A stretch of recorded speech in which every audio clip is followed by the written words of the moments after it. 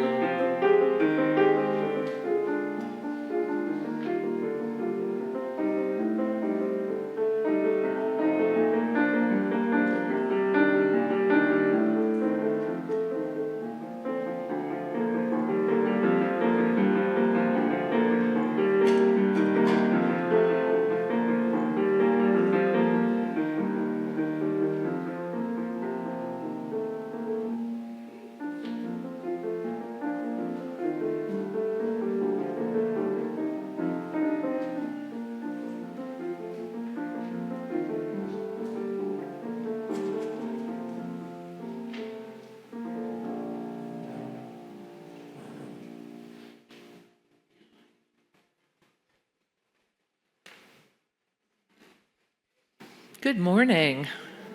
Nice to see all of you. I've missed you. It's wonderful to be back. Our chalice lighter this morning is Courtney O'Neill.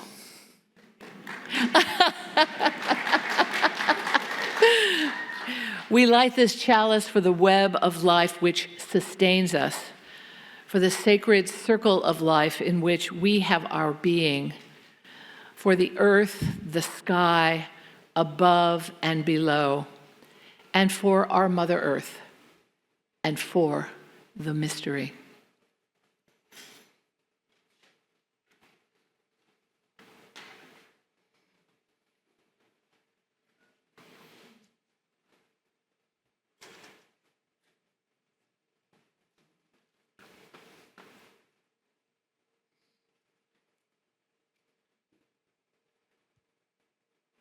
It is that time to sing out, the young ones of our congregation. So if you'll join me in singing, you gotta put one foot in front of the other and lead with love. Put one foot in front of the other and lead with love. You gotta put one foot in front of the other and lead with love. Put one foot in front of the other and lead with love. Bye, everybody.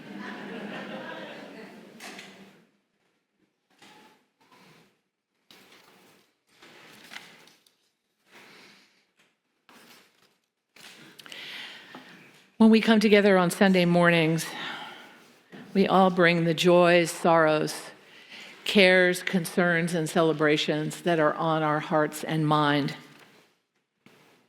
This morning, I have nothing to share that came to me through the internet or through email, but I know that each of us has a joy or sorrow in our hearts this morning. So let's just take a moment to breathe together in this space, in this community of love, and be present with what is on your heart this morning.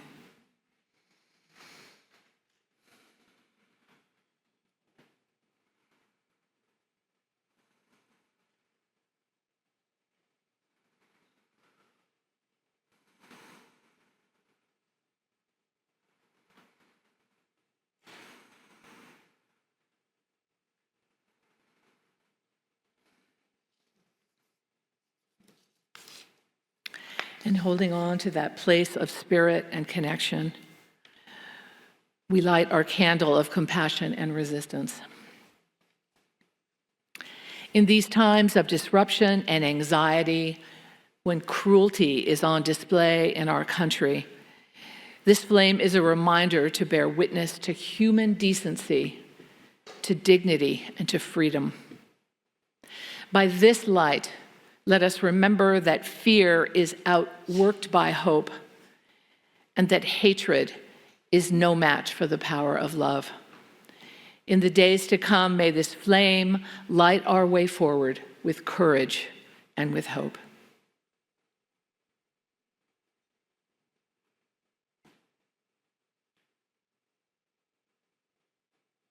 Blessed be.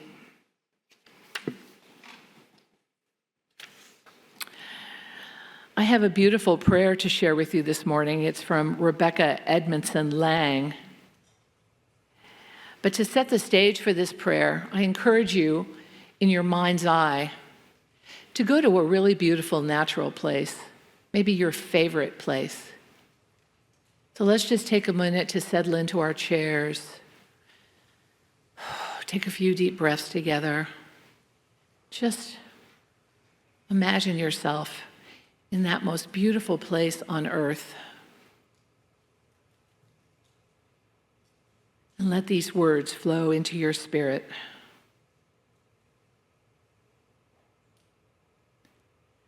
Spirit within all, mysterious force giving shape to life, miraculous source and river of being, help us to know who we are, to see our place in the history of the earth and in the family of things. Help us to see that we are a part of all that ever was and all that ever will be.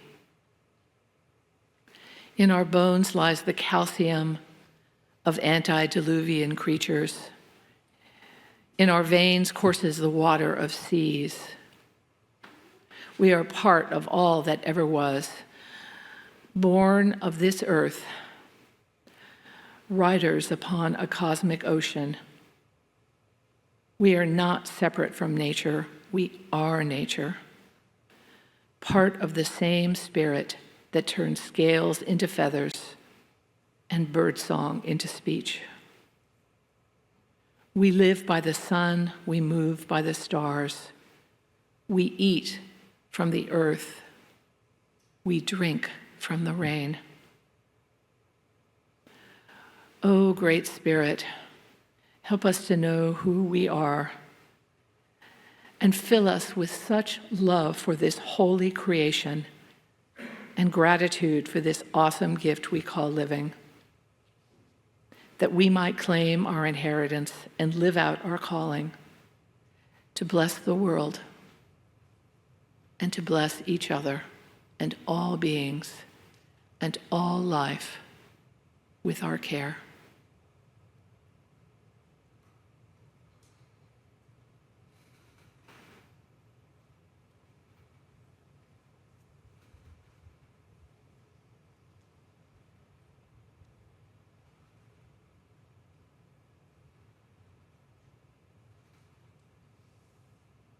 Blessed be.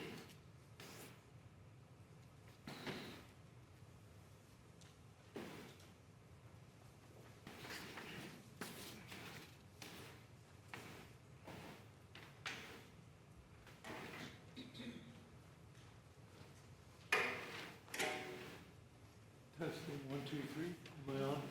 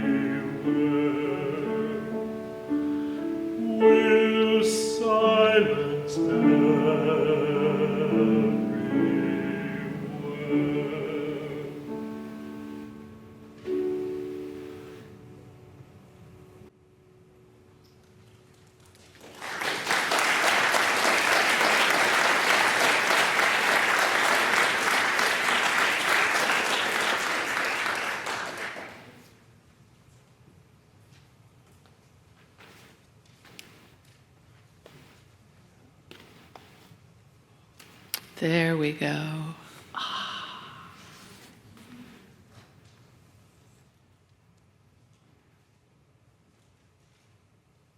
I have a tradition of offering a sermon each summer that is a repeat of one that I had given previously. Gives me a little break, allows me to focus on sermons for next year.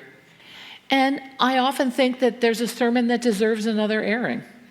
So this is one of them. This is from November of 2019, the before times. We were coping with the first Trump presidency. The pandemic was not yet on our radar. But other than a couple of changes to references on the political scene, which I didn't really have to change that much, this is pretty much the same sermon that I delivered on November 10th, 2019. Some things are eternal. I am drawn to patterns in nature. They give me a powerful sense of awe and a sense of entering into the mystery. They also provoke me in a desire to understand their underlying purpose and structure. And there's room in human experience for both the knowing and the mystery. I also believe that there's a lot we can learn from patterns in nature. They can help us to think in new ways about our own systems and our own processes. We actually are not separate from nature, despite a few thousand years of human arrogance that we're above it and that we are in control of nature and our earth. Humans have perpetuated this idea. A lot of religions perpetuate the idea that we are separate from nature. And yet, patterns in nature are mimicked in our own bodies. Patterns in nature have taught us in many ways. I hope as a species we're learning that nature is not something to be harvested and controlled, but something to inspire us, to sustain us, to offer us wisdom. So for my time today, I have chosen 3 areas in our natural world where art and science and spirituality come together in profound ways. One of my inspirations for this sermon was a book called Emergent Strategies by Adrienne Marie Brown. And if you haven't read that book, I highly recommend it. The sermon will be in 3 parts. Each will start from a quote from that book, and then I will explore the science and the mystery and the lesson behind each. So we're going to start with fractals. Can I have the next slide, Abby?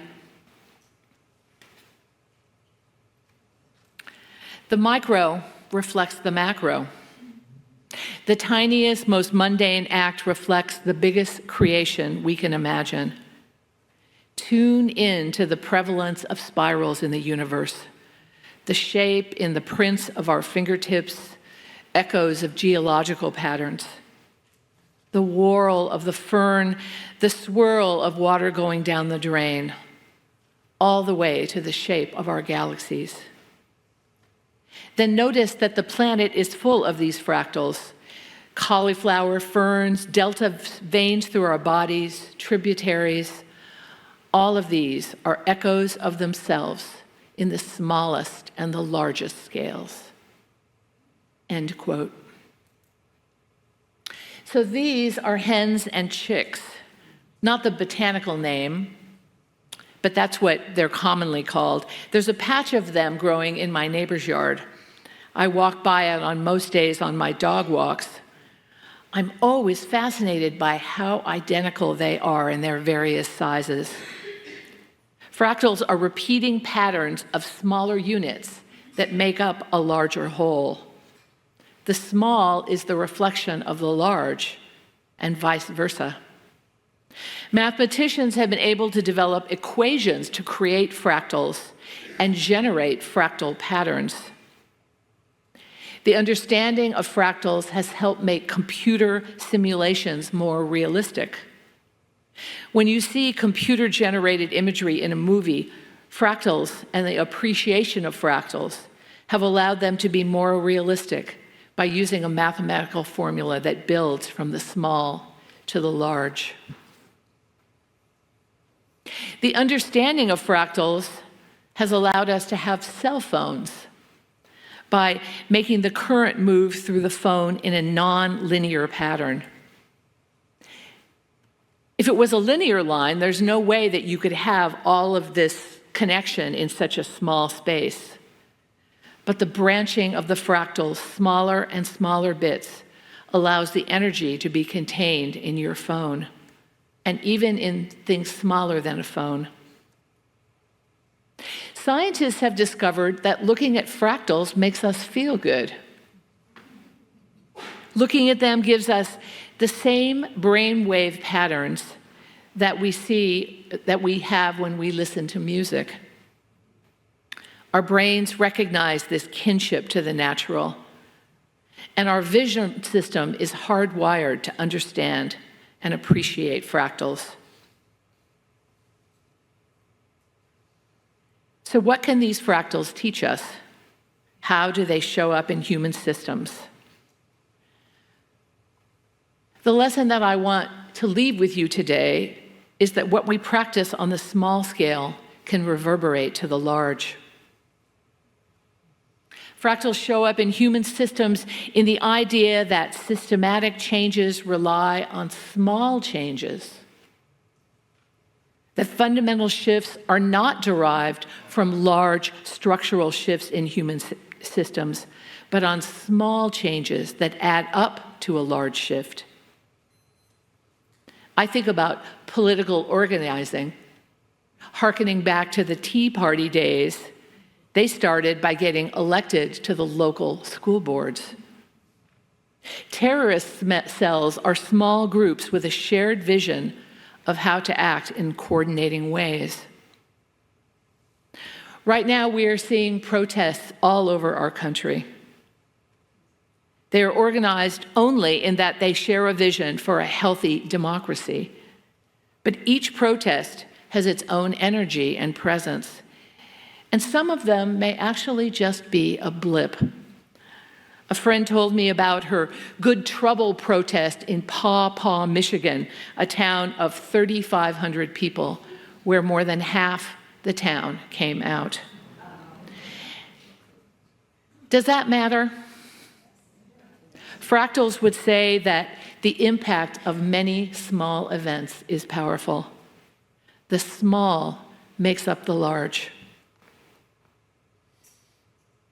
Margaret Mead said, "Never doubt that a small group of thoughtful, committed citizens can change the world. Indeed, it is the only thing that ever has."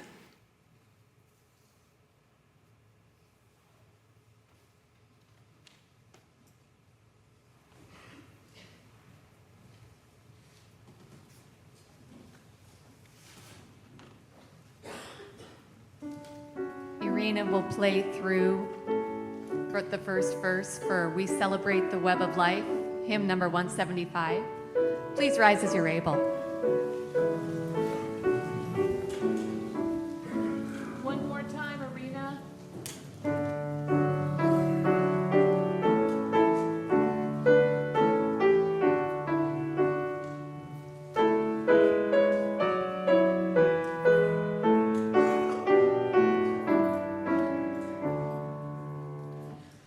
We celebrate the web of life. It's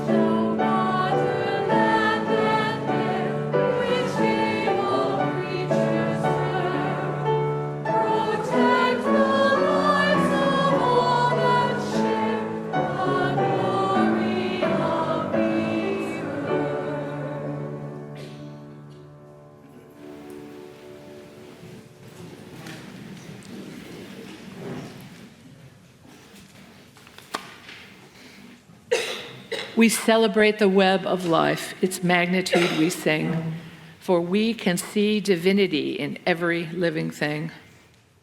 A fragment of the perfect whole in cactus and in quail, as much in tiny barnacle as in the great blue whale. Of ancient dreams, we are the sum. Our bones link stone to star and bind our future worlds to come with worlds that were and are.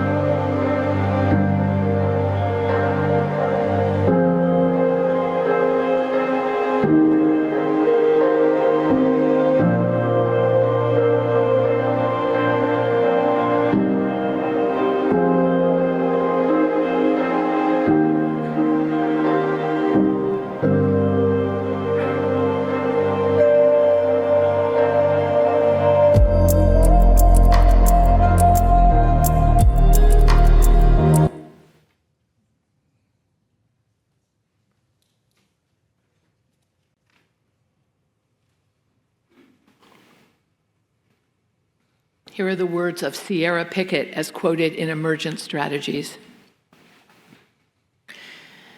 Starling murmurations consist of flocks moving in sync with one another, engaging in clear, consistent communication, and exhibiting collective leadership and deep, deep trust.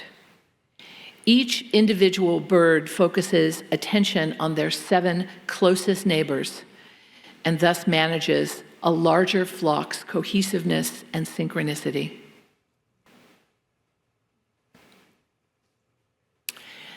So who doesn't like synchronicity?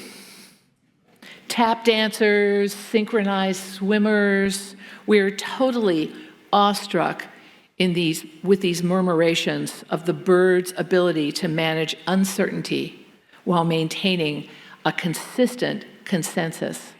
How do they know? They accomplish this with the least effort possible when each bird attends to its 7 closest neighbors. These birds are a part of a dynamic system in which the parts combined to make a whole. The system has emergent properties, emergent being when the cloud shifts and new shapes come into play. Those clouds are never led by a single individual bird. The Cornell Laboratory of Ornithology has done research on murmurations. They say that murmurations remind us that nature's beauty can take limitless forms, can shock and inspire us. People mention a feeling of connection that they experience while watching the video, as if seeing that synchrony, that seemingly perfect connection between each starling, reminds us to value our connections to the world around us, for connection can be truly beautiful. So how can humans apply this wisdom? We can let these birds teach us how to live with constant change. Anybody know anything about constant change? We can let these birds teach us of how to live with constant change by trusting and by adapting. And as the birds fly, they are close, but they are not so close that they can't be aware of their own movement and their own bodies. So they have self-awareness as well as awareness of the birds that are closest to them. They teach us to share this burden of change by cooperating with each other. They teach us to share control of what happens next. No one bird is in charge.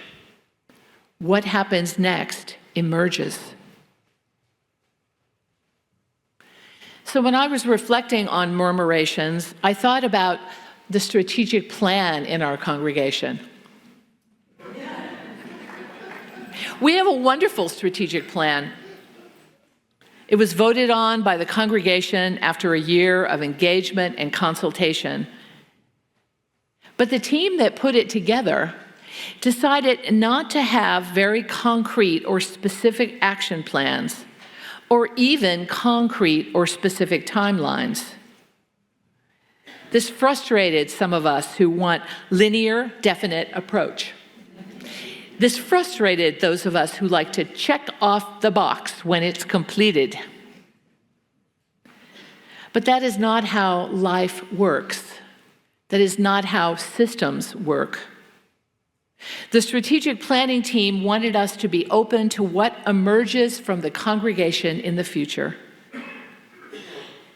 They wanted us to be open for all the new people that come in, open to the possibilities of how we're going to be together. So they've given us options and visions and structures and goals. They also understood that leadership needed to come from the collective, just like the birds that move through the sky. The strategic plan still guides us. We've just re-envisioned it for another 5 years. That's good, solid work when your strategic plan continues to guide you. We have goals and an outline of where we want to go. But we have a vision that we're going to move together. I am eager to see where it takes us.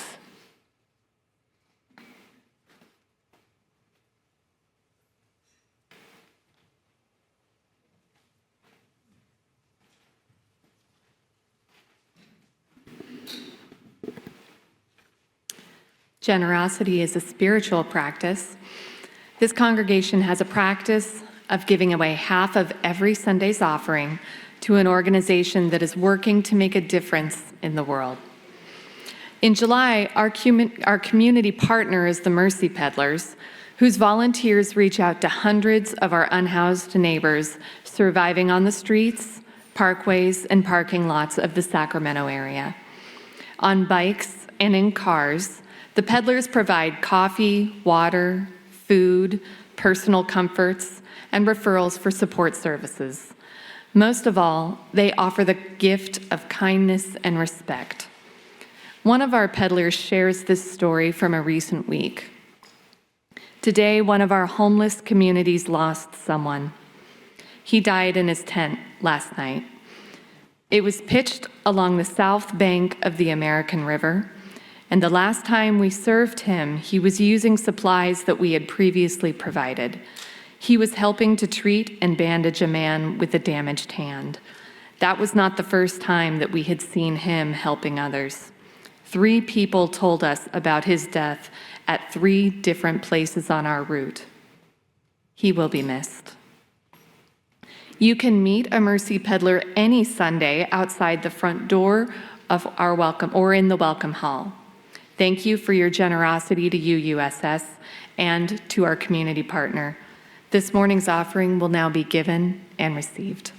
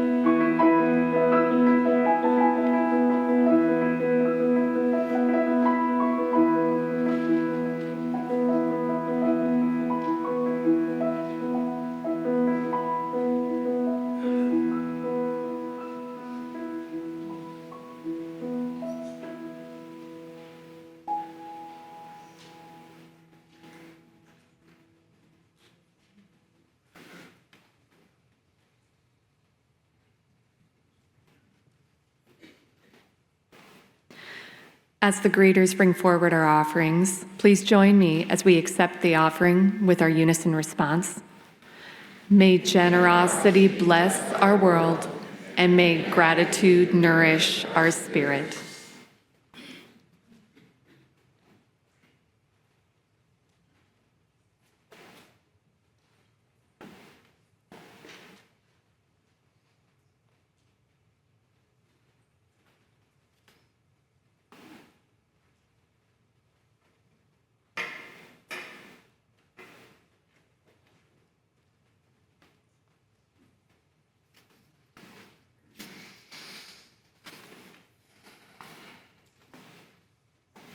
Again, a quote from Emergent Strategies. Many trees that grow from a common root system underground are one being reaching up in many bodies. Birch, ash, mangrove. Oak trees wrap their roots around each other under the earth. Mycelium, the threading that makes up most mushrooms, communicates between trees, particularly about toxic growth, a process called mycorrhiza. Most animals, including humans, sustain parasites and bacteria along and within our bodies, some of which help us manage waste and keep us well. Parasites can be symbiotic and help each creature thrive.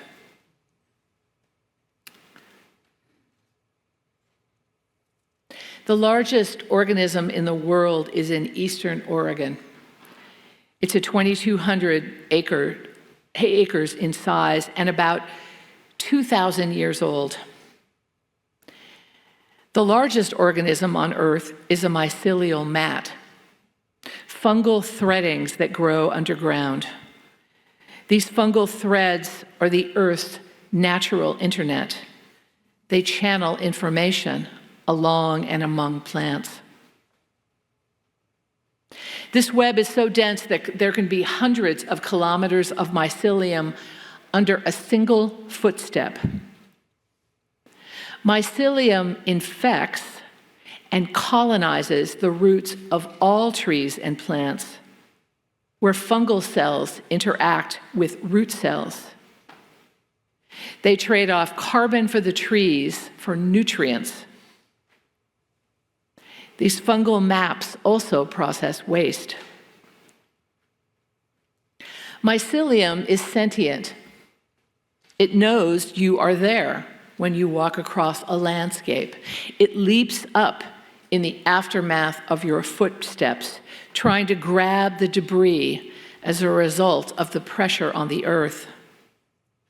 One scientist said that the invention of the computer internet is an inevitable consequence of this previously proven biological model. Mycelium connects between different individuals in the forest, not only of the same species, but between species as well. And it works to communicate between species and process waste in a forest. It is said that when a tree knows that it's going to die, it offers its remaining nutrients to the mycelium, who spread it out to feed all the other trees. This system has its own intelligence, based on the idea of symbiosis, beings working together, communicating, supporting, and enriching each other. I remember learning about symbiosis in biology class in junior high or high school, and the example they gave us was the bird that lived on the back of the rhinoceros that ate the ticks off of its body. Two beings connected. It's powerful to consider symbiosis among a multitude of beings, perhaps an interdependent web of beings. So what is the wisdom that we can learn from this system? As individuals, we can reflect on cooperation rather than competition and understand how we fit into the system to live in our place with humility. We can learn that we benefit from the interconnection and that we have something to offer. We can learn to stop trying to control things. We can recognize that we never really were controlling things in the first place. We can recognize that we are dependent, that each of us has a place in the community. Each of us has gifts to offer. It's also worth considering in this idea of mycelium that something feels like a parasite, something that feels like it's trying to take something from you, may actually have something to offer you, may actually have something to teach you. It's possible that something that appears to be taking something from you might have something that you need. The web of mycelia, this sentient interconnection of multiple beings, has much to teach us about how to live in cooperation with other beings.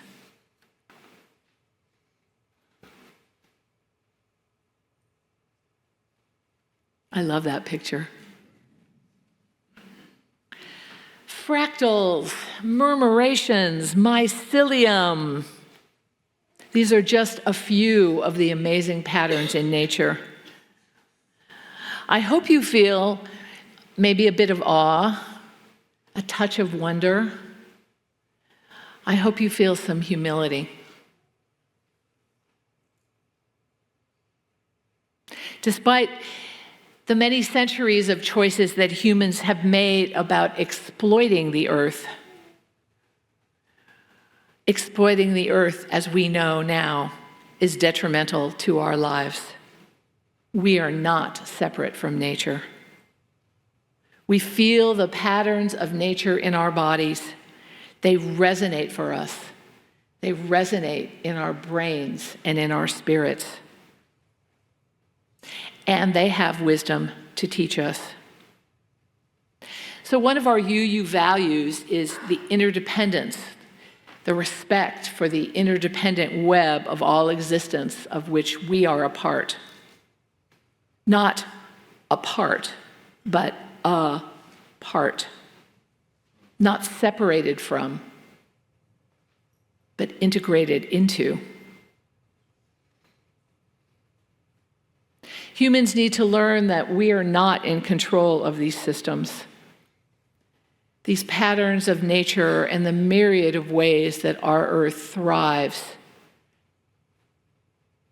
existed long before humans existed and will continue even if humans make our own species extinct. These patterns and systems have their own power and their own authority, which is greater than any one individual, and is truly the greatness of the sum of all the parts.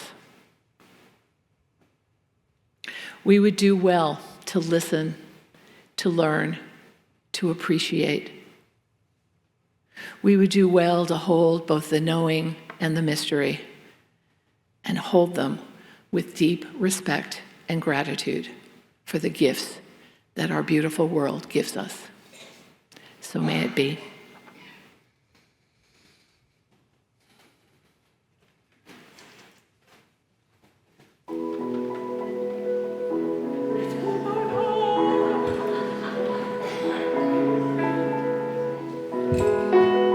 Please rise as you're able. You all know this one. Hymn number 1064, Blue Boat Home.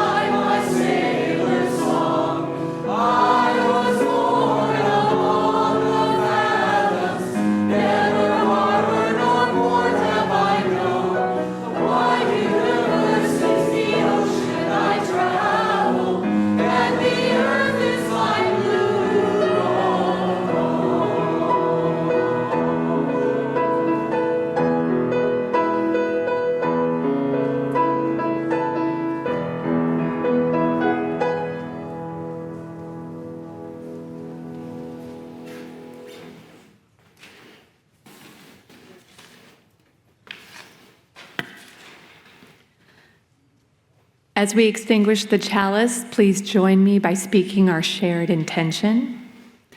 We extinguish this flame, but we carry the light, love, and commitment of this gathering into the days to come.